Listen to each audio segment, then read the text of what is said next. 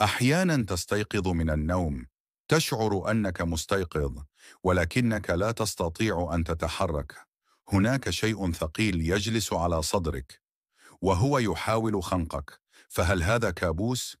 أم هناك جزء من دماغك صاح يراقبك؟ إذا كان عقلك يخادعك، فلماذا؟ تسمى هذه الظاهرة بشلل النوم، وهي واقعة حقيقية يمر بها الآلاف حول العالم. فيها يكون الدماغ مستيقظا جزئيا، لكن الجسد يبقى في حالة نوم تام، غير قادر على الحركة أو التفاعل.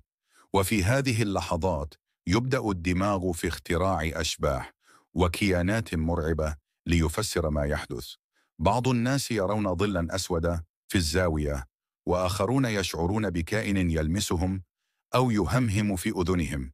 لكن الأغرب أن وصف التجربة متطابق في دول مختلفة وثقافات لا تعرف بعضها.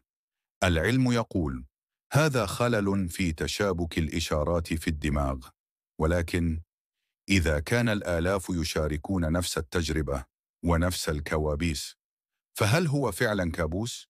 أم هناك باب خفي يفتح كل ليلة ويدخل منه شيء لا يريد لك أن تستيقظ؟